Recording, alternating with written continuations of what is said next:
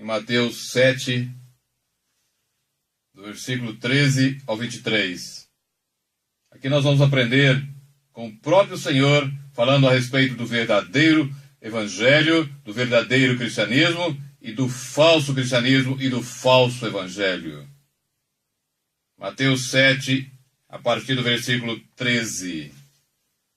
É Jesus falando.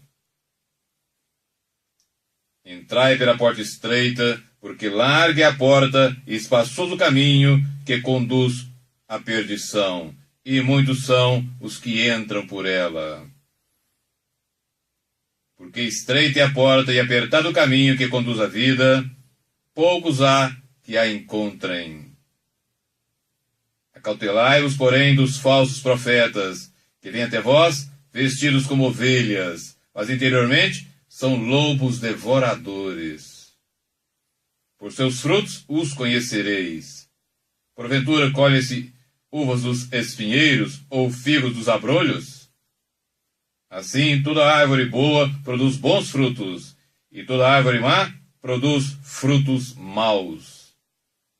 Não pode a árvore boa dar maus frutos, nem a árvore má dar frutos bons. Toda árvore que não dá bom fruto, corta-se e lança-se no fogo. Portanto, pelos seus frutos os conhecereis. Nem todo que me diz, Senhor, Senhor, entrará no reino dos céus, mas aquele que faz a vontade de meu Pai, que está nos céus.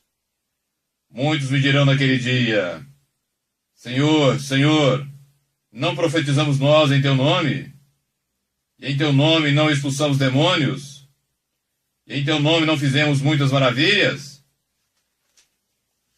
Então lhes direi abertamente, nunca vos conheci. Apartai-vos de mim, vós que praticais a iniquidade. O último versículo. Então lhes direi abertamente, nunca vos conheci, apartai-vos de mim, vós que praticais a iniquidade. Deixe a sua Bíblia aberta em Mateus 7. Nós vamos discorrer e aprender com o Senhor, como eu já disse, a respeito do falso e do verdadeiro cristianismo. Quando ele começa a dizer, entrai pela porta estreita, ele está dando aqui um mandamento para aquele que de fato quer ser um verdadeiro cristão. O que é necessário que cada um de nós faça. Porque essa porta estreita é o arrependimento. A porta estreita, a porta do verdadeiro cristianismo, a porta que nos leva de fato ao reino dos céus, que nos leva de fato a viver um verdadeiro cristianismo também. Aqui então, na terra, é estreita. Assim como o caminho é apertado. Portanto, desde o início, o Senhor já está nos dando um mandamento. Se nós queremos de fato ser verdadeiros cristãos, nós temos que entrar pela porta estreita, que buscar a todo custo essa porta estreita. Porque mais na frente ele vai dizer, poucos há que a encontram. No versículo 13, entrai pela porta estreita, por quê? Porque largue a porta do falso cristianismo, do falso evangelho, é larga, é fácil de ser encontrada. E muitos a encontram. Neste mesmo versículo ele diz, muitos são aqueles que estão entrando pela porta larga e caminhando pelo caminho espaçoso, o evangelho da facilidade, o cristianismo da facilidade que não é e não pode ser chamado realmente de um verdadeiro cristianismo, pois não é e não traz em si aquilo que o Senhor e os apóstolos ensinaram, mas tão somente o que o homem, com a sua sabedoria, me perdoe a palavra, estúpida, ensina e leva aqueles que com eles estão ao inferno. Veja o que ele fala no final do versículo 13. espaçoso o caminho que conduz à perdição. A perdição aqui no original é o inferno. É a morte eterna. Ele continua. Novamente você vai ver como que o Senhor fala. Poucos encontram o verdadeiro cristianismo, muitos encontram o falso cristianismo. Ele já vai dizer, muitos são os que entram por quê? Pela porta larga e que caminham pelo caminho espaçoso. É o que nós vemos hoje em inúmeras igrejas que realmente não tem nada do verdadeiro cristianismo bíblico, não tem nada do verdadeiro cristianismo histórico. E ele continua dizendo, no versículo 14, continue e acompanhe comigo, porque estreita é a porta, novamente, e apertado o caminho que conduz à vida. Como eu disse agora mesmo, poucos há que a encontram. O Senhor vai falar inúmeras vezes que muitos encontram o caminho do inferno, muitos caminham pelo caminho espaçoso, passando pela porta larga, e poucos são os que entram e que caminham pela porta estreita e que caminham pelo caminho apertado. Porque o verdadeiro cristianismo bíblico é aquele que exige renúncia, que exige o abandono da nossa vontade, para que possamos fazer a vontade do Senhor, para que possamos fazer a vontade do Pai. E ele continua dizendo o que vai ocorrer e o que já ocorre desde o início, mas agora está numa proporção alarmante dentro do cristianismo. Acautelai-vos, portanto, cada um de nós não tem desculpa alguma. Nós temos que estar preparados, porque o Senhor, há 2000 anos atrás, já nos advertiu. Acautelai-vos dos falsos profetas. E quem são os falsos profetas? Aqueles que ensinam o falso cristianismo.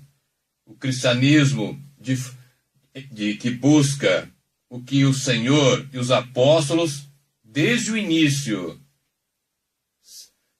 pregaram e ensinaram contra.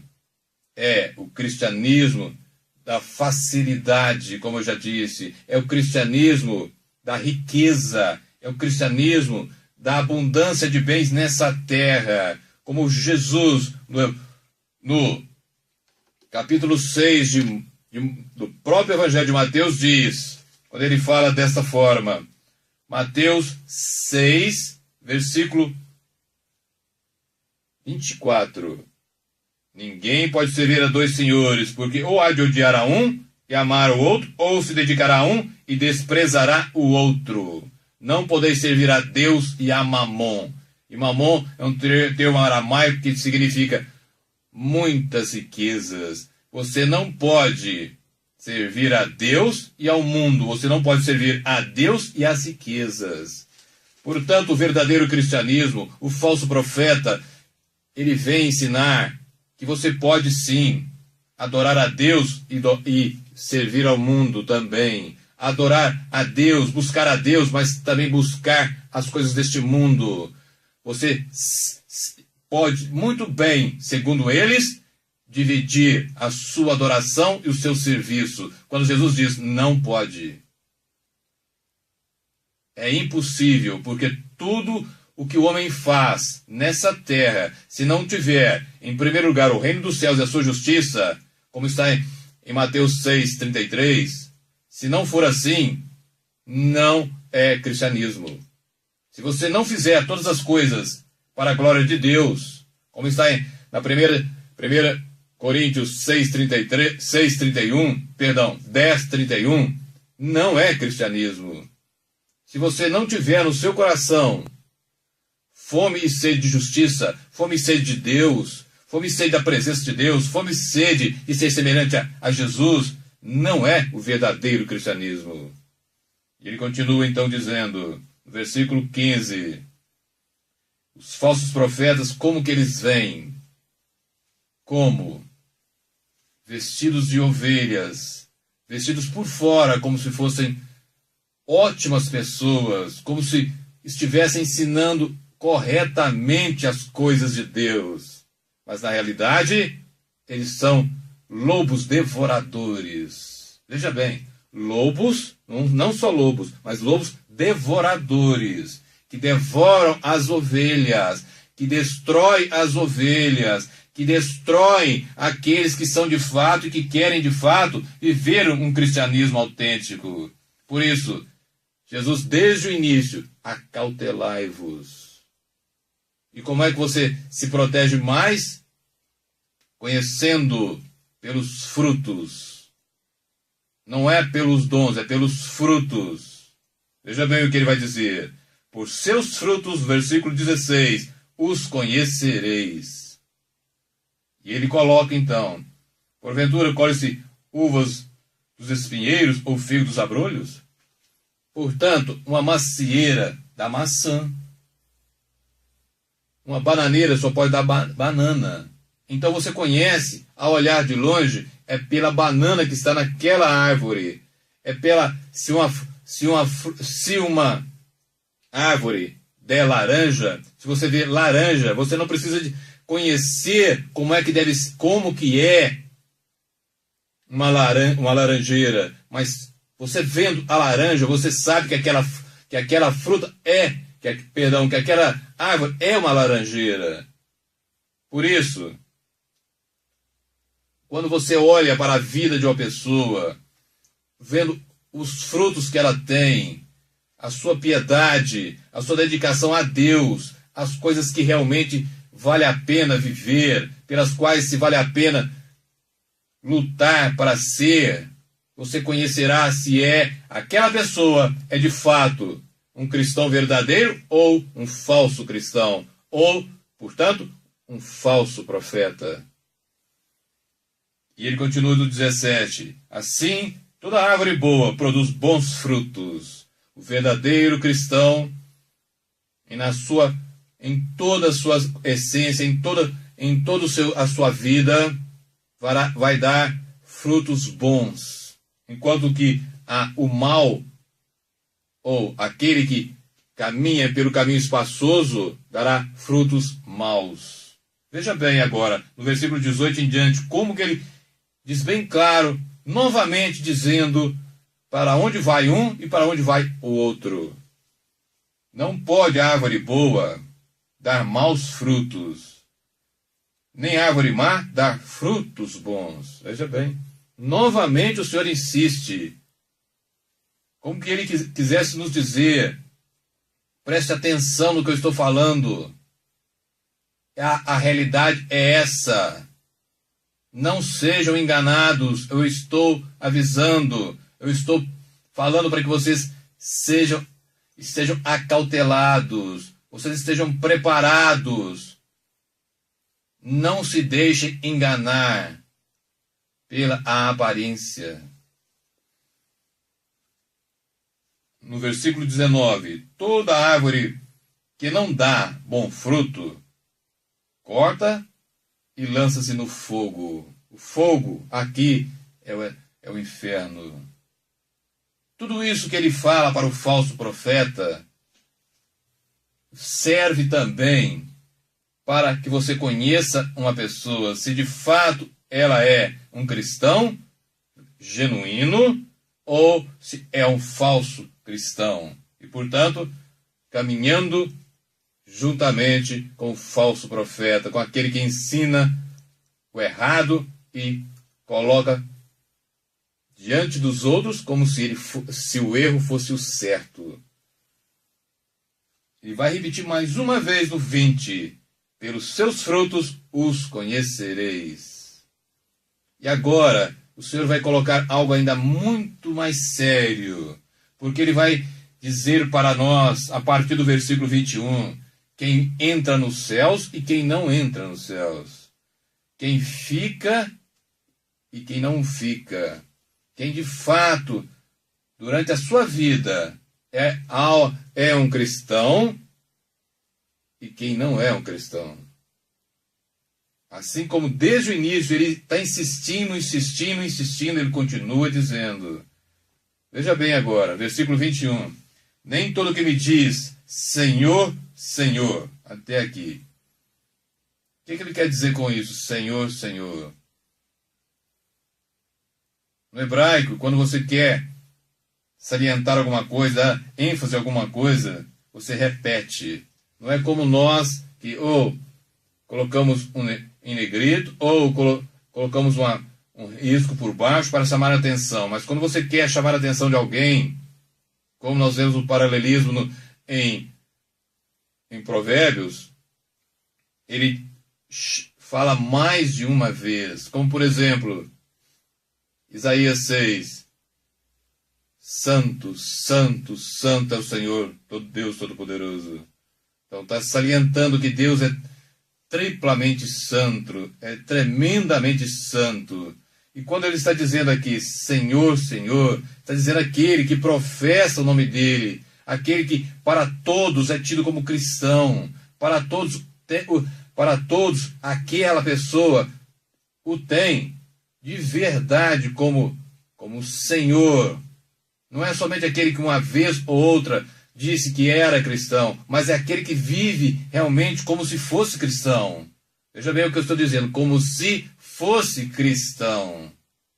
Mas na realidade não é. Por quê? Ele vai continuar dizendo.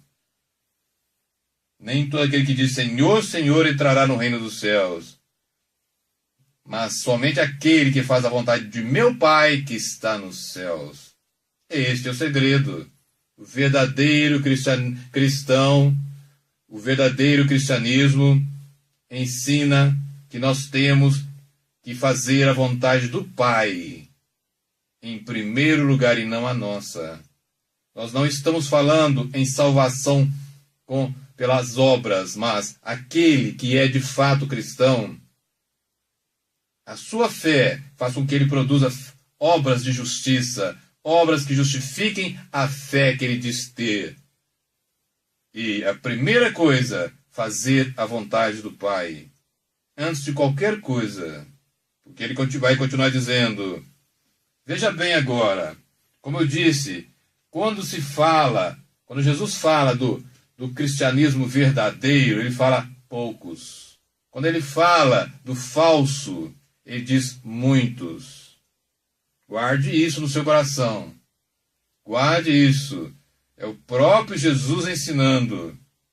No versículo 22 ele diz, muitos me dirão naquele dia. Qual dia? O dia do juízo. Muitos me dirão naquele dia. Novamente, Senhor, Senhor, não profetizamos nós em teu nome? Veja bem. O dom da profecia. E em teu nome não expulsamos demônios? Libertação das trevas. E em teu nome não fizemos muitas maravilhas? Veja o que o Senhor salienta. Profecia, libertação das trevas e o dom de realizar maravilhas. É muito além da cura. É o dom de milagres. No entanto, eles é que fizeram. Estão dizendo, veja bem como que eles colocaram para o Senhor naquele dia.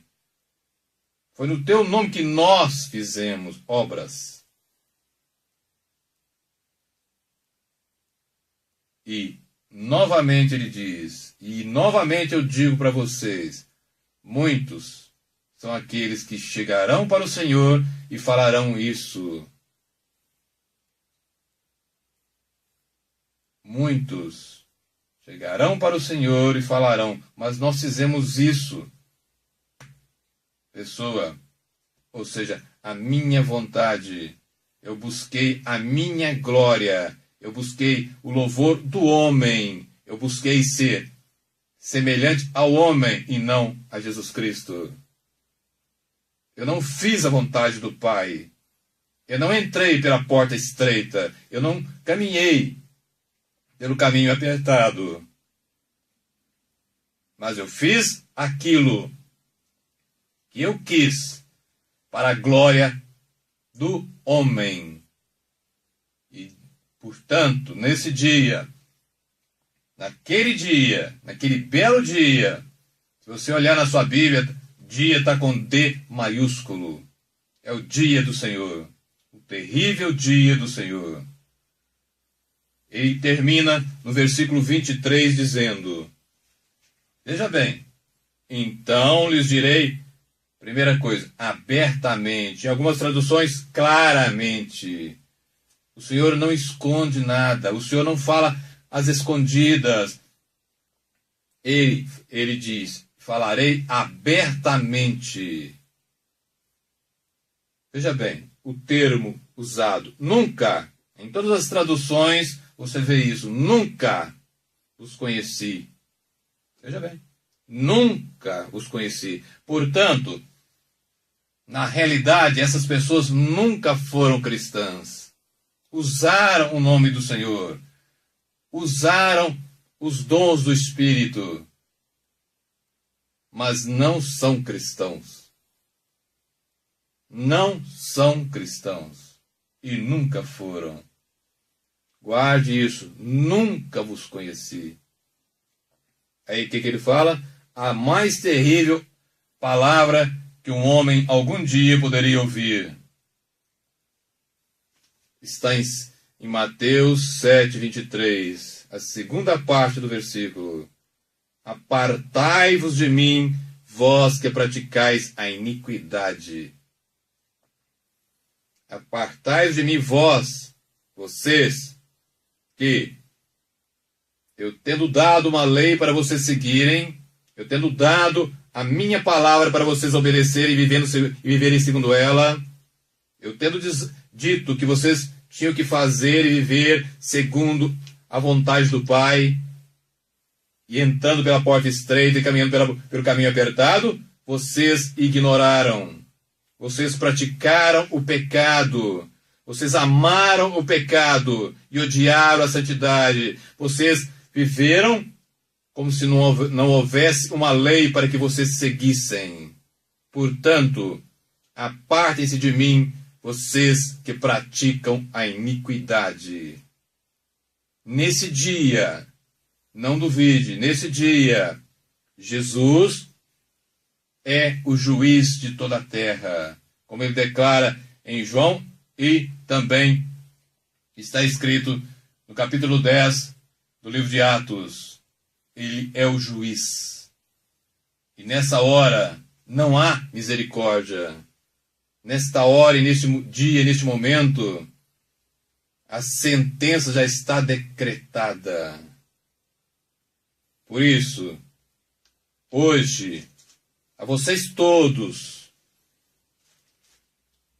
o Senhor chama para que vocês examinem a vocês mesmos e façam aquilo que Paulo, na segunda carta aos Coríntios, capítulo 13, e versículo 5, fala para que os coríntios façam, para que vocês não caiam e não sejam tidos como falsos cristãos. Veja bem, 2 Coríntios 13, versículo 5. Examinai a vós mesmos se permaneceis na fé.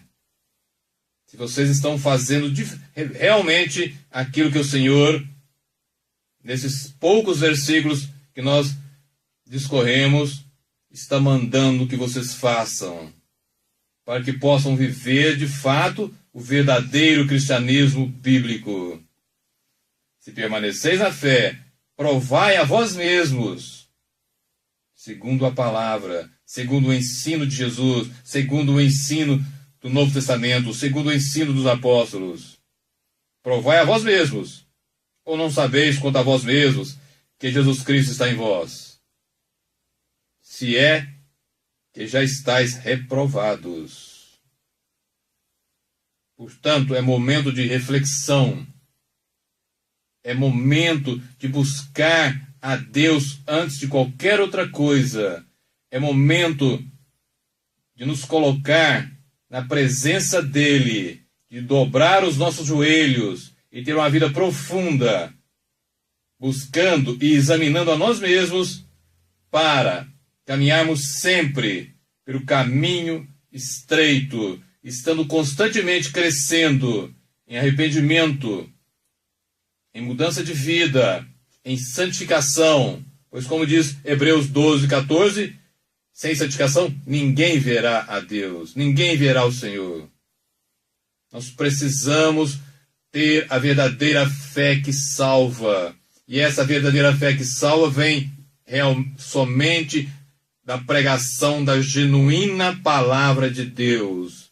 Eu repito, somente a genuína palavra de Deus gera a genuína fé. Guarde isso no seu coração.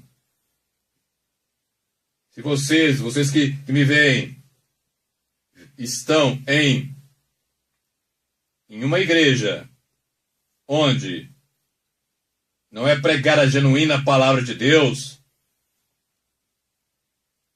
não é aí que você deve estar. Somente onde é pregada a genuína palavra de Deus, aquelas pessoas que ali estão podem ter a fé que salva. A fé que de fato faz com que as pessoas cresçam em arrependimento, cresçam em santificação, busquem sempre fazer a vontade do Pai, e seja de fato, como diz Romanos 8:14, ser sempre dirigidas e orientadas pelo Espírito Santo. Somente assim, sendo semelhantes a Cristo, como diz a primeira carta de João capítulo 2, versículo 6, é que nós caminharemos e seremos então, por causa de Jesus, do que Ele fez e do que Ele é, somente assim iremos aos céus, para a casa do Pai. Somente desta forma.